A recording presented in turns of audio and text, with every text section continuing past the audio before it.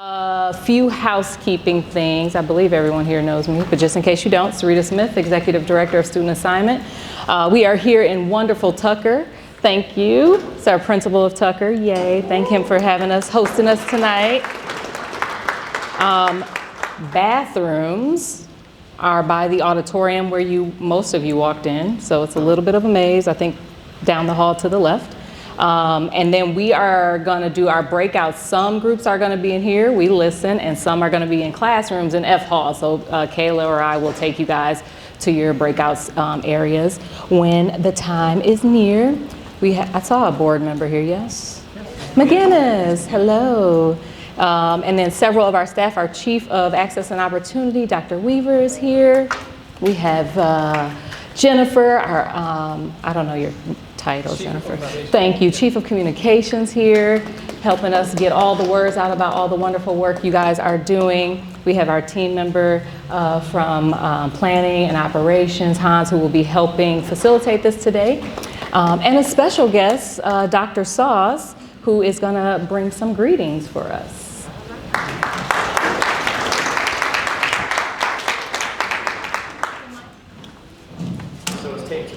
Yeah.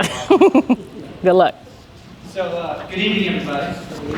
It's great to see y'all. And I feel like I'm on a leash here. If you've ever experienced me sharing some words publicly, I like to move around a lot, so I guess I got to just be stationary, but that's okay. So again, good evening, everybody. My name is Norman Sauce. Very proudly serving DeKalb County School District as acting superintendent.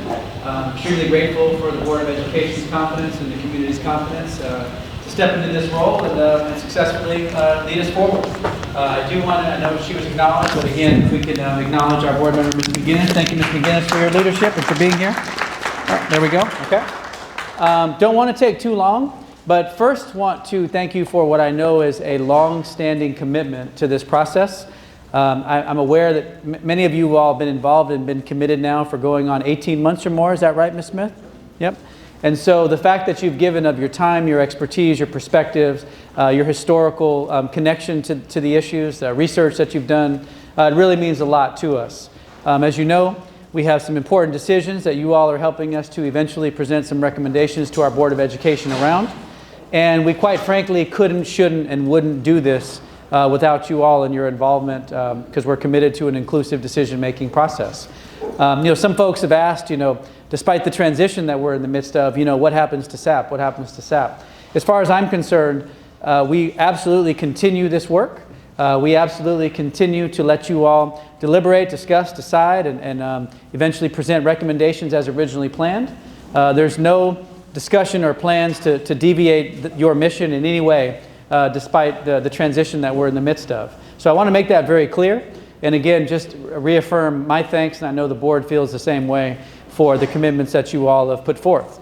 With that being said, too, I want to just offer that I know folks have asked, and hey, what does this mean for the district, and this, that, and the other. Just want to reaffirm that this transition we're in the midst of does not, will not, shall not allow us to falter. I am so proud and excited of the opportunity that we have before us. We know that the country and the state is watching, and we are going to respond with success and with precision and focus on 92,000 children and their needs, and 14,000 staff members, and the tens of thousands of community members, parents, guardians that are tied to and associated with the school district. Nothing changes that. Our mission is clear, and we will stay true to our principles, which is focusing on the needs of kids and best supporting our teachers and partnering with each of you, community members, parents, so that we can do that. I'm really excited for us to show everyone that, and I mean that sincerely. You'll hear me say often, forward together. So in this moment, more than ever, we are going to move forward together. And what a great example of that is this, this continued participation, showing up and involvement in this process that is so important to our district.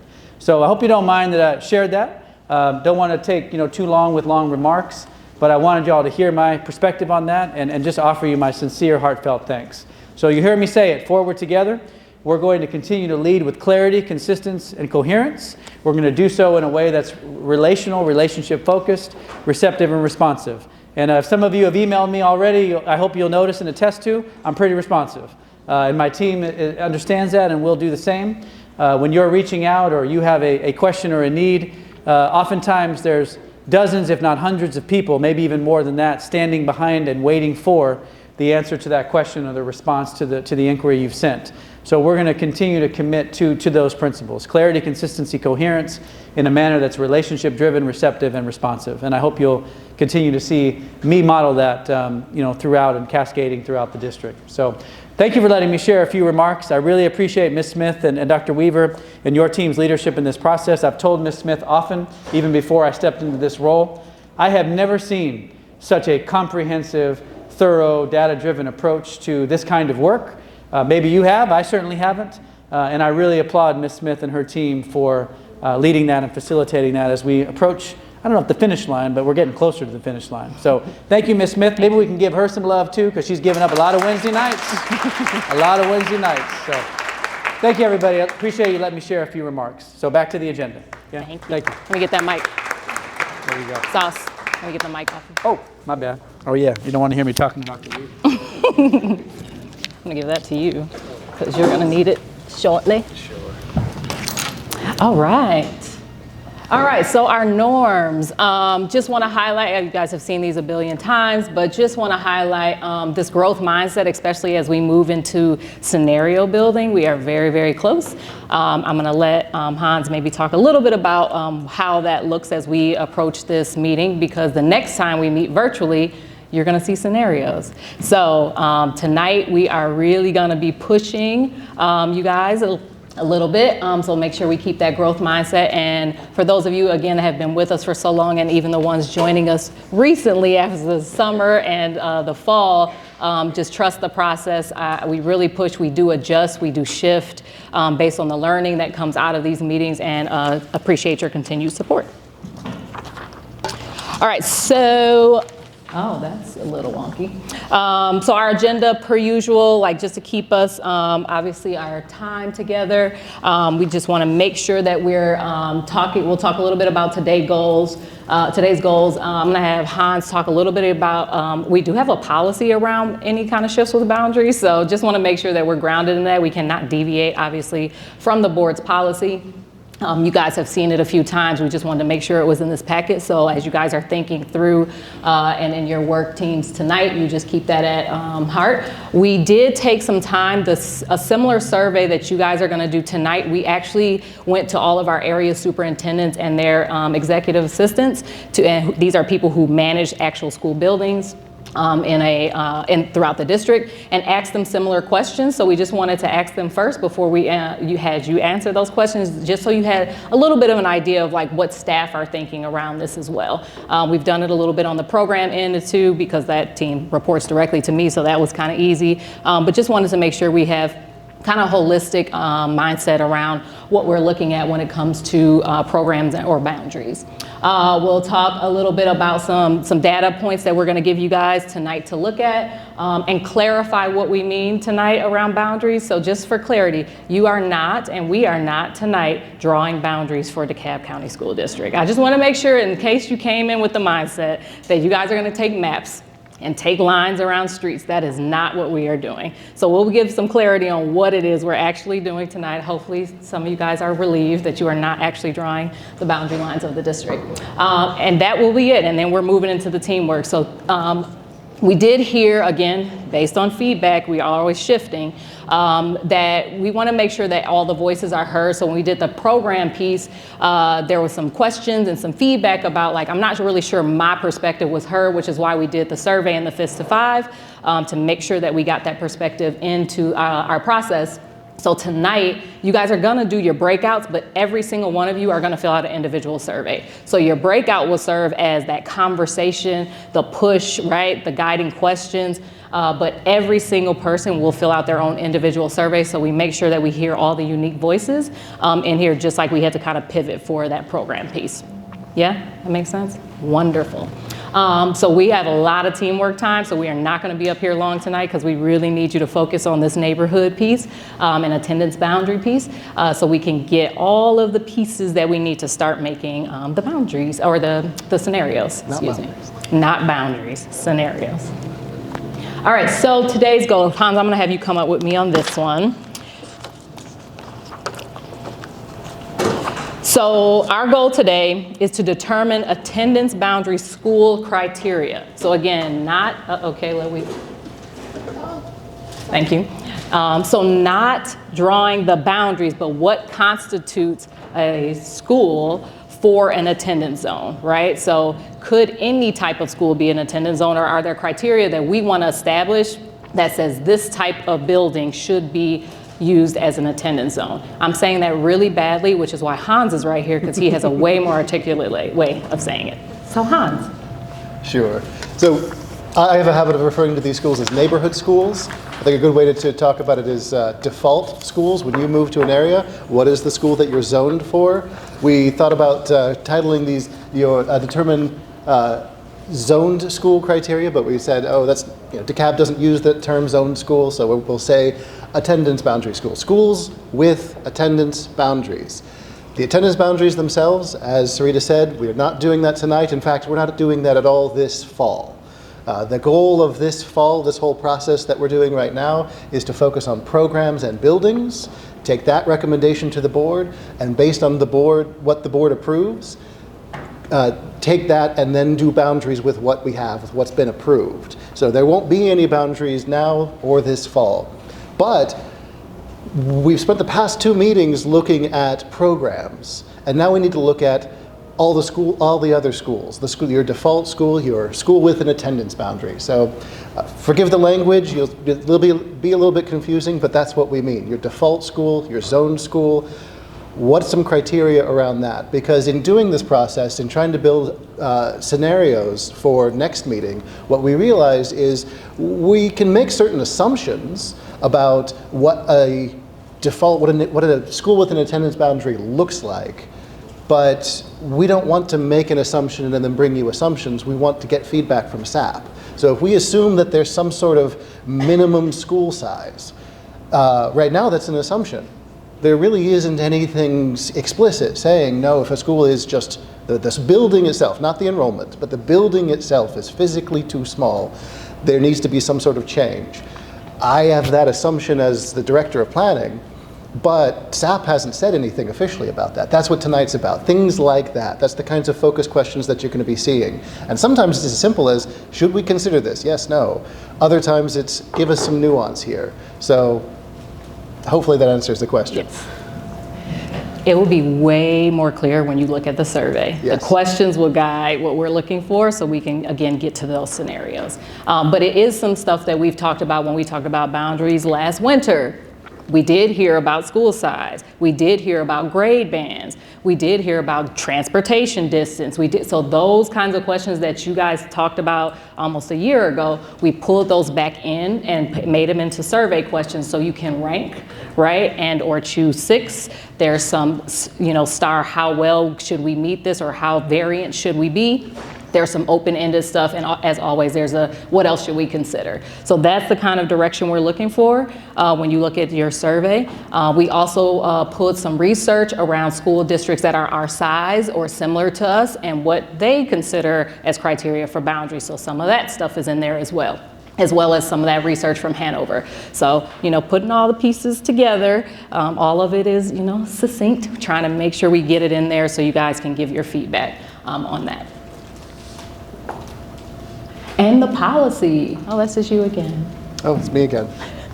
So we put this in here really more as reference, because anytime you say the word attendance boundaries, even though we are not here to look at attendance boundaries, there's always going to be questions about, what does that mean? What's the policy? And especially as we're looking at what schools, when we build these scenarios, what should we keep in mind for your zoned school, your schools with attendance boundaries?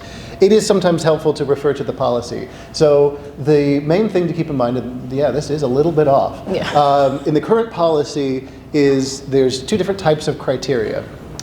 There's the 3 primary criteria and 7 secondary criteria.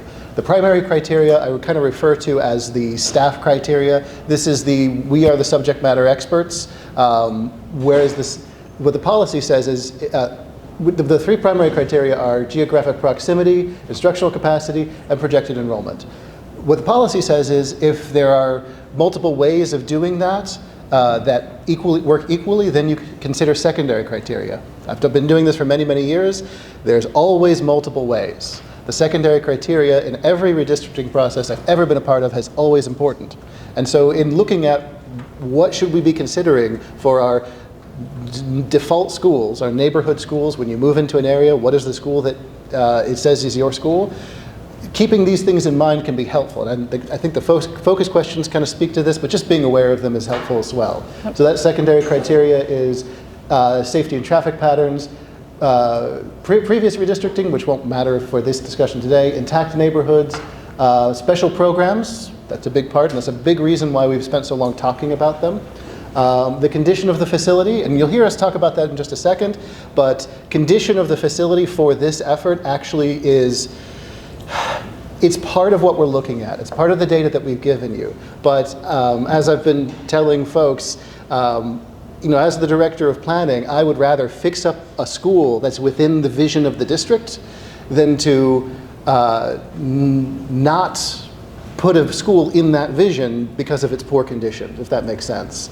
You know what I mean? We need to figure out what that vision is and then fix our schools and build our schools to the vision, not say, oh, this school's in poor condition, so take it out, even if it's strategically located in a good size, that sort of thing.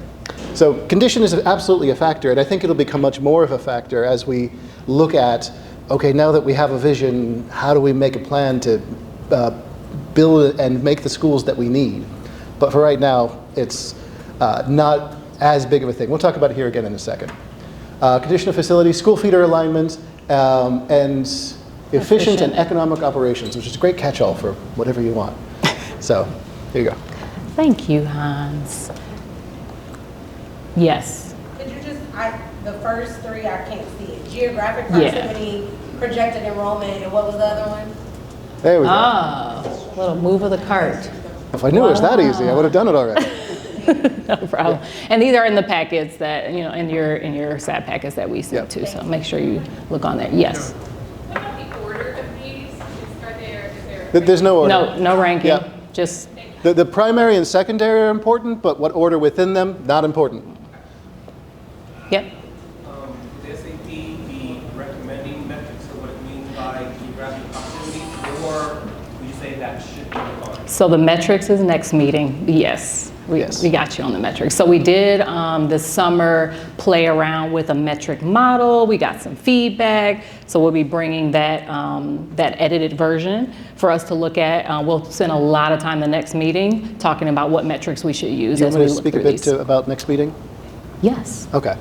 So that's actually a good lead into, because I don't think we have a slide specific about it, but what this is all, what the last couple of meetings and this meeting is leading towards is next meeting, where we'll be presenting a bunch of scenarios. And they're explicitly scenarios, they're not options, they're not intended to be where we're actually going, they're intended to be something for people to look at, bounce off of, have critiques of, and to exchange. But we recognize that it's really hard to make any definitive statements or even make a value judgment, I like this or don't like that, or I think this matches our criteria, or whatever, without seeing something. So that's what next meeting is going to be about. But to do that, we needed to get clarity around what are our recommendations around how programs move around, because that's such a factor in what buildings we use. We have standalone programs as we've gone through, and also even for these attendance boundary schools, many of them have special programs in them. And so having an idea of how these things interact with each other has been really important so that we can build scenarios that is congruent with the vision of the district. Last two meetings have been about those special programs. This meeting is about everything else, the default schools, those attendance boundary schools. So next meeting will be a virtual meeting. We'll be presenting many different scenarios. We don't actually know how many yet. We have a day-long meeting tomorrow to go over based on all the feedback, set up a bunch of different scenarios, put together as much information as we can so we can present them to you guys there at the virtual meeting. And then part of that will also be trying to determine what criteria is SAP going to use to evaluate those scenarios. because we're not here just to make a subjective, I like that one and that one looks pretty. It's no, based on our criteria, based on what's the things we've already established? Guiding principles. Guiding principles. Sorry about that, it's late in the day. Based on the guiding principles that SAP has already established, here is how this ranks versus that. This is how this one succeeds and this one doesn't, or really it's the elements of each. So that criteria, which actually the geographic proximity, instructional capacity, projected enrollment, all of these things will be going over in the next meeting. And just so everyone knows, at that meeting, it's a virtual meeting, the only real decisions that we're going to be talking about is that criteria. How are we going to evaluate that? So it's to present the scenarios, determine the criteria we're going to use to evaluate them, but it will be the one after that, a month from now, at the next in-person meeting where we actually do the evaluation. So there'll be plenty of time to kind of go through. There'll be a lot of information in those scenarios. There'll be plenty of time, 2 weeks to go through it before we all come back again in person to evaluate it. So hopefully that kind of fills that in. Yeah? Are the existing attendance areas compliant with these criteria? We are not looking at we're not looking at attendance areas at all. And a big part of that is because until we know what buildings and programs look like, it's impossible to evaluate either our existing or anything future. So that's why this fall is entirely about buildings and programs. The recommendation to the board will be buildings and programs. And based on what the board approves, then we'll be able to draw lines with what's been approved by the board to be. So these criteria are therefore not relevant?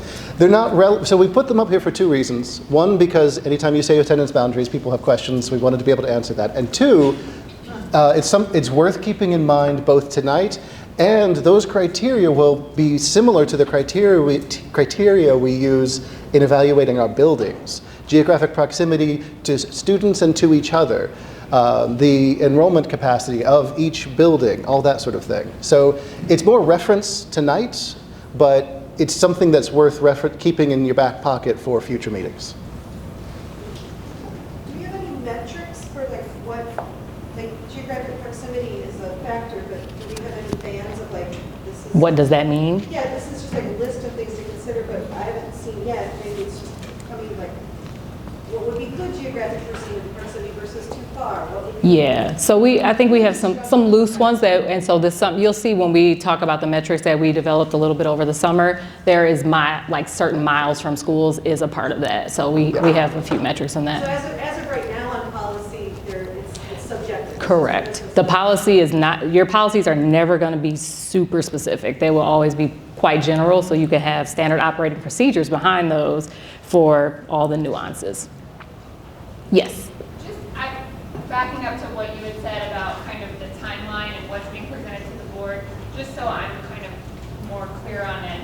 When we're talking about January and the board voting on things, it's the general criteria. There is nothing specific in boundary lines that they're voting on in January. Correct. So there's no voting in January. This is bringing hey, here are some preliminary ideas that we have developed based on these scenarios. We want some feedback at the board level, which will obviously go pretty wide to the community, and then we'll do a whole series of feedback in the community for the spring, based on what we develop. Here, I'm going to clarify that too. So buildings, boundaries, programs. We're focusing on buildings and boundaries. So there will be specific recommendations on specific programs and buildings. There won't be on boundaries. Now that being said, as Sarita said, the recommendation is January. The expectation for when the vote will be is May. So there'll be 5 months between, from 4 or 5 months between when the recommendations are presented to the board and when they're actually asked to vote on anything. And that is so that there's plenty of time for public feedback outside of SAP. So the recommendations will be just that. It's a kind of a read of recommendations. No action is expected to be taken until May.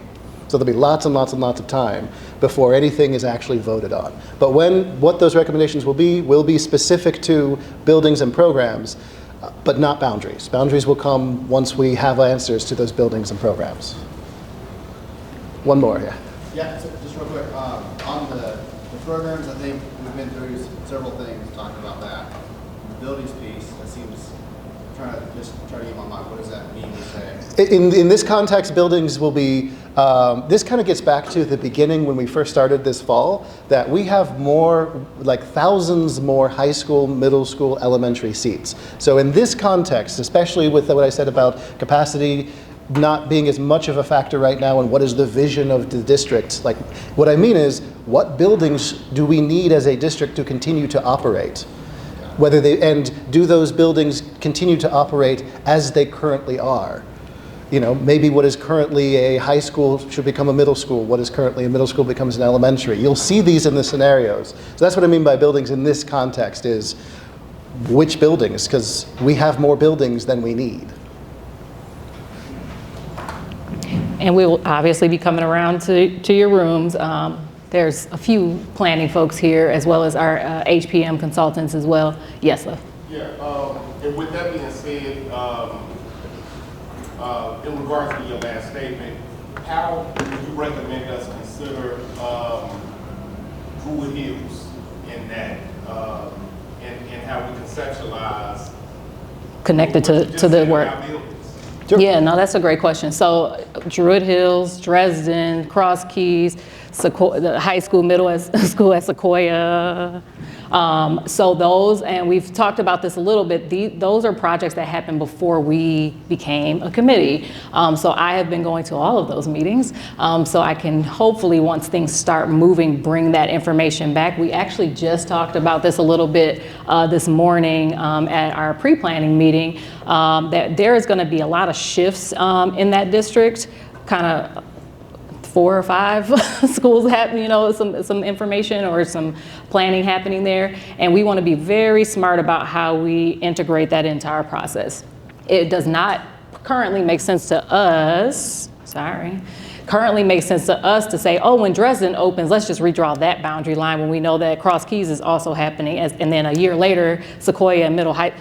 Let everything finish getting built, and then let's talk about what the implementation plan is. That's something we just talked about earlier. I think the same thing, whatever the decision is with Druid Hills, that may be coming this fall, sometime this fall, then once that decision's made, then we'll implement that into our process. So that decision is coming around the same time as we're starting to develop these boundaries, or excuse me, these scenarios. So that would be helpful, but to that point, that is why we're not doing boundaries right now. Those things are still underway. So it would be a little counterproductive for us to say, and here's the boundary we think, when we know those decisions are still being made, and we know that that's gonna have implications to the work that we're doing.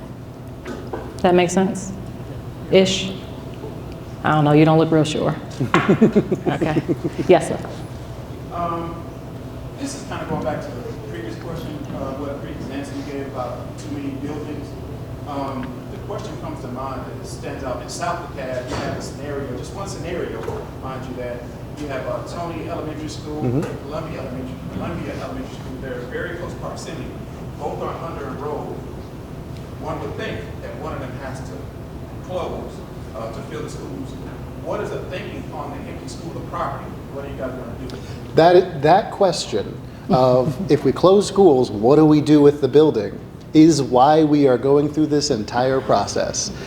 It's because that's not a question, like we can come up with an answer, but that answer is something that needs to be in conversation with the stakeholders in the community. And right now, as part of SAP, you are the kind of those representatives. And then once the recommendation comes out of SAP, the community will be able to respond to these recommendations directly, well before the board has asked to vote on them. So I don't have an answer at the moment because it may depend. Maybe through these scenarios and what comes out of this recommendation, we end up keeping both of those specific schools, but other schools nearby end up closing.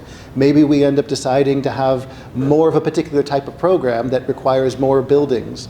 But at the same time, there really isn't a way of getting around the fact that at the end of this process, this recommendation, there will be some buildings that are going to be closed. And as a district, we'll have to decide, what do we do with those buildings? And while SAP can recommend the instructional uses, I'm going to say that too, and this will come out in the scenarios, and it'll come out especially as we go through them. We've got 4 meetings ultimately, one introducing the scenarios, another one to review them. The meeting after that will be one kind of unified scenario, and then another two, we've got 4 meetings to go over all of this. We'll be talking about what the uses are going to be for whatever buildings are not ended up being used, so absolutely. And I want to not speak for Chief Hofstetter, but I think he is also trying to toy around with a list of options on what those buildings could be used for, right? Is there some community support need? Yeah. We need flex space, because if we're building a bunch of stuff, we need a place for kids to go. So there's some options that he's already kind of drumming up based on his experience that we can actually look at as we get there. Another thing to say with that too. So, and to add to what Sarita said, just as to let everybody hopefully feel a little bit better, as the Director of Planning, I'm very aware of, as a school district, we are not a business, we are not a next few years type organization. We think in decades, and we have to. There's already been the case of us selling off a building and needing to buy it back 3 decades later for millions of dollars. So we're very aware that even if we don't need a building right now, it is a strategic resource and asset. Now, that doesn't mean it won't be sold if it's needed, if it absolutely isn't needed, but it means that every single building and every single piece of property we have is very considered in the long-term need before we make any recommendation to no longer use it. Absolutely. I'm just going to take one more here, because I gotta get you guys to your rooms. Yes. Just for a point of clarity, that implementation will be done after the board meets in May. So that implementation looks, the timeline is what, 27, 28? It will definitely not be that next fall. Yes. So implementation, especially with given the moving parts that we may recommend, will take a little bit. So whatever happens, action happens in May by the board, we will pretty much spend all summer developing that implementation plan. Some of that will be developed loosely, but like really kind of the nitty-gritty parts of that, we'll have to be spending all summer with that. It's just a lot of moving parts. We have our HR team that we're going to have to be consulting, which we're starting that work in November. We have our student services team, right? Like there's just a lot of moving parts in that. So we'll be making sure we have kind of a loose timeline and implementation plan when we present, but like the kind of bells and whistles will happen over the summer. And then we'll kind of, if you will, go on yet another like press junket, like, hey, this is the plan, and this is when things are moving, and this is when this community should expect what. So yes, thank you for that. We should get going. Yes. All right. So I told you guys we asked our educators about the criteria. You'll see on your slide deck, we asked them the first question about just listing 6 important criteria related to attendance boundary schools. Their top 6 are there, as you can see, with the colored bar graph. And then we also asked them to base things based on their importance, 1 through 5. You'll have similar questions to this when you guys go in. So balanced regions, where it's kind of middle of the road for them. They're not like super gung-ho, and every region has to have a certain number of students in it. We've talked about that in the summer, like what if each region had, we balance each region, and then depending on that region, give it what it needs as far as number of schools and types of schools. They are, like you all, very, very interested in consistency of offerings, both programmatically and education and academic outcomes. So we've heard that in SAP many times. They are also pretty interested in minimum school size per grade band, so your elementary, middle, high. Those numbers are not specific to what we have to do in DeKalb, but it was just something we did, gave them to jog their memory a little bit. We also heard that in this committee. So all that to say, like, there's some alignment with what our educators are considering around this, and kind of some of the information that we've heard from SAP. Some other things that they talked about is just demographics mirroring school demographics mirroring the district, consistent feeder patterns, heard that a billion times, we'll work on that part too. Consistent feeder patterns, no more split feeders, things of that nature. Obviously considering transportation, that's your distance, as we talked about in that metric. They definitely want to see something about that. And then kind of on the how we do this, like if we're going to do any kind of consolidation, to really review the culture and climate of the school, the leaders, like to not just say, like, here's the consolidation and then kind of leave it and make sure it just happens as it will, right? We will have to have some involvement and some real strategies around how we do this well, and obviously include a ton of community feedback. All right, so I'm going to just quickly tell you some of the data stuff that you guys are going to have around this, because remember, you're not drawing boundaries, so the data isn't necessarily about boundaries. So we obviously have maps, and Kayla has printed a lot of this for you guys, so when you go into your breakout sessions, you have it physically. So you have our current maps. They are on our website. That is a clickable link. I'm sure you guys at this point know where to find them. Our website did change, however, so if you need help navigating where to find it, we'll come around and make sure we help you with that. Again, I told you we did a little bit of research around other districts, other boundaries, criteria that they have. So this is just listed. We looked at Gwinnett, we looked at Fulton, we looked at CPS, New York, and Miami-Dade. And so those are also, again, clickable links. And then on this slide, it just kind of tells you a little bit of some of the common boundary criteria from those comparable school districts, unless you want to go through and look at them all yourself. And again, this is just reference for right now? Yes. We're not actually looking at boundaries? Yes. This is, again, just for those questions everyone always has boundary questions whenever you say boundaries. It just helps for comparability, right? And these slides will be back in next week as well, or in 2 weeks as well, especially when it comes to the criteria that you guys are going to create when looking at it. I don't think the links are clickable. They're not clickable? Is anyone able to click on it? Oh, No, I'll go in and edit it. I don't know. They were clickable on my end. We'll fix that. And then something that we've talked about this a few different times around grade configurations, right? What kind of grade configurations? So I'm a visual person. I need examples to jog my memory and push me a little bit. So the grade configurations can be all kinds. So we just, again, looked a little bit at what are different types of grade configurations. That is something that we can consider. So when you see this on your survey, these are the kind of things we may be talking about or consider. So just look at that for that. All right, so again, I told you guys it's gonna be a survey this time, individual, right? And so the link is here. We will come around and make sure you guys all have the link in your rooms. Bunch of different questions on there. Use the questions to drive your conversation in your teams. You can give us your individual opinion. You guys have worked really well together as teams, so I'm hoping that you continue to push each other in that regard to finish that survey. It is due before you leave. Thank you so much. And I think it's time to work. Okay, the survey has just been sent via email. The links are clickable. If you hit control and then you right click, then it'll take you to the page. And then team 6 through 10, we're out in the hallway. We'll walk out together. 1 through 5, you're in this room. 1 through 5 here, 6 through 10. Kayla's gonna walk us to the hall, F hall, and show you your rooms.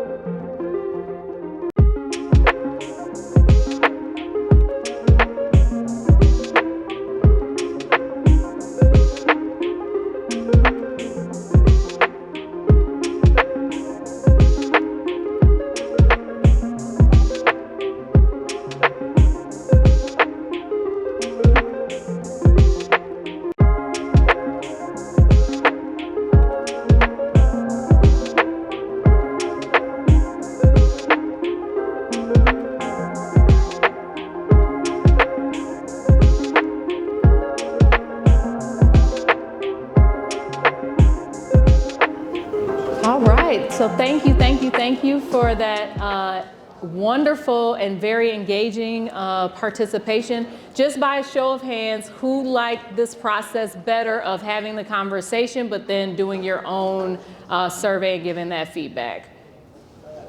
Okay, good. Just want to make sure, you know, when you guys ask, we try to accommodate. And sorry, there was a question under the neighborhood school amenities where I doubled all the answers, so apologies. Saw that. I tried to edit it, and then if you didn't refresh, it still gave you the double, so hopefully you were able to rank those appropriately, so thank you guys for that. And for your grace and patience. It's been a lot of creating slides lately, a lot of meetings happening.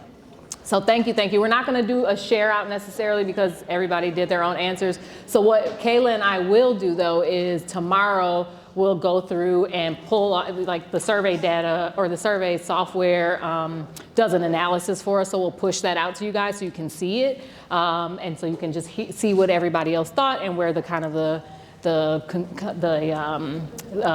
consistency is amongst the survey answers. That way you'll come into the next meeting already prepared with what kind of has been said. So we'll send that, but we'll also kind of do a summary for you of what we heard and what we saw, especially in the open-ended question sections.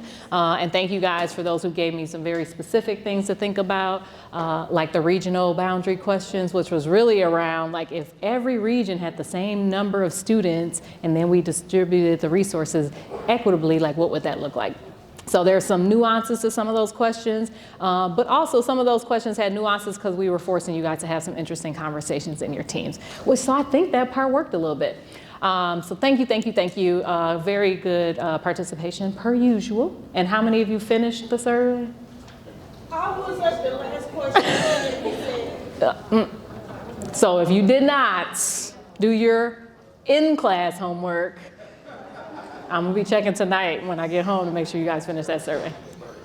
All right, so next meeting, Hans gave you a very descriptive kind of next meeting. So we'll be taking all this information, starting to have some fun scenarios. We have to do it tomorrow morning because we're meeting all day tomorrow. So we'll need this information for tomorrow anyway. So our next is a Zoom meeting, November 5th. And then we have a SAP town hall this weekend, our first town hall. So we'll have some members from student services, from planning, from school choice, and myself there. We are gonna talk pretty broadly about just like, here is what SAP has been up to. Here are some things coming. We got some program stuff coming out of SAP. We'll have some neighborhood, school boundary conversation stuff coming out of SAP. Here's what's kind of leading us into creating some scenarios. Here's what you should expect as a community in January and then in the spring. So that will be the town hall piece, and then we'll kind of have a Q&A with the panelists that we have there. So that will be virtual. And then our SAP chat. So we were technically supposed to have a SAP chat after our last SAP meeting, and all of our communications teams had to do some AIC stuff, so we couldn't get on the meeting ourselves. So apologies for that. We did send it out to the about almost 20 people that did register for it to let them know what happened. So please reassure your constituents and families and friends that we are doing them. You have to register 24 hours in advance. So for tomorrow's SAP chat, it is open now for people to register to come. And those will just be talking about like, hey, we had a SAP meeting last night. Here's kind of what came out of that. Here, well, not really what came out of it, but here was the process that we took, and here's what we were looking to answer in that meeting. And then again, kind of a Q&A just about general SAP questions that they may have. You do not have to. As SAP member, I feel like you give us a lot of your time. If you would like to join them, there was a lot of SAP members in the SAP chat email already. Not necessarily for your benefit because you're here, but really trying to push out like, hey, here's what SAP's doing for the rest of the community who just don't really know what we're doing every day. So that's what's coming up. So the chat tomorrow, and then on Saturday we'll do a town hall, and then we'll also do one on a Tuesday. Same thing for Saturday and Tuesday. Yeah. All right. Look out for some stuff tomorrow about what you guys put in this survey. Have a good night.